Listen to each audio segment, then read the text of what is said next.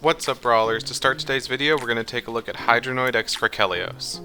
He's an Aquos Ventus Bakugan with a pretty cool design.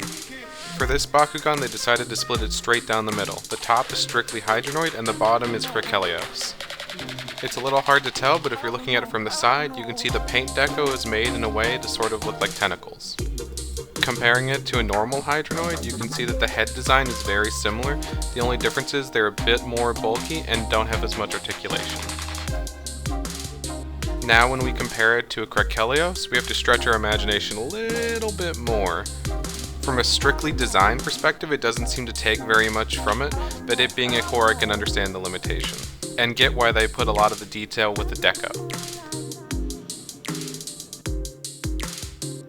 Now closing Hydranoid is super simple. All you need to do is close all 4 bottom flaps on the bottom, starting with the big ones, fold the 2 head pieces down, and fold it back into the clip and down.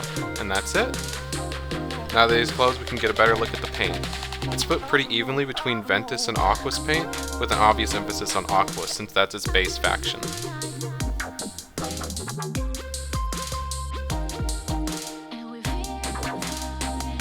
Moving on to the second Bakugan we got today, we got Dragonoid x Tretorous. This particular one is Chaos and Pyrus, and has a similar design to the one you'd see in the show, considering it's Darkus and Pyrus. This is my first time seeing a Dragonoid x Tretorous, considering my Unbox and Brawl pack was a misprint and didn't come with one. And I gotta say, I really dig the design, considering it's an obvious homage to an old favorite. That being Leonidas, if you guys ever played the old Bakugan video games, which I think is really awesome. Now comparing it to a normal Pyrus Dragonoid, we can see that there's not too many similarities. The only thing it really shares are the wings and the head. And of course the paint, but I think that's a given.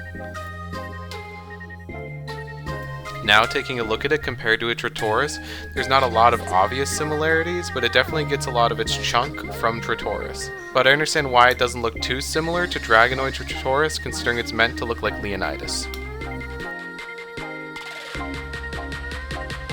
Now when it comes to closing Dragonoid x Tretorous, it's a core, so it's also not very difficult. Just fold down the head, fold the wings over it, fold the feet up, fold both arms in, and then fold the tail up. Couldn't be more simple. Now that he's closed, we can take a better look around the body. Personally, I'm not a huge fan of the red and blues going together like this, but I think in this case Spin Master did an excellent job. Because while it might not be the most appealing in my opinion, I do think it does make it look really unique. And what's the point of Fusion Bakugan if they don't look striking and unique? Finally getting into the character cards, first off we have Hydranoid and Krakelios. Comes with a Fire Fist and Helix and a 600B with 2 damage with a 3 cost of fuse. Once fused he goes to 900B with 6 damage, which still isn't anything crazy. Funny enough, I did notice that Hydranoid's name is actually misspelled on this character card, and I assume on all other Hydranoid x Krakelios.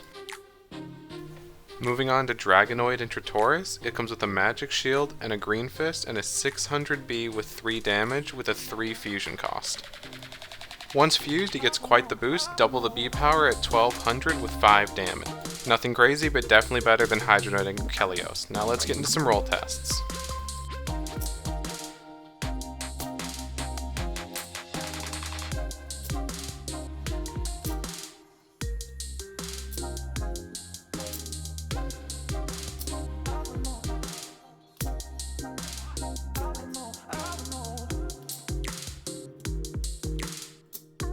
Thanks for tuning in. I hope you guys liked that little intro bit in the beginning. While I was in the middle of making this video, I actually had 100 subs and I appreciate all the support. I'm currently working on a 100 sub special and it should be the next video out or the one after that. Again, thanks for tuning in and stay beautiful, Brawlers.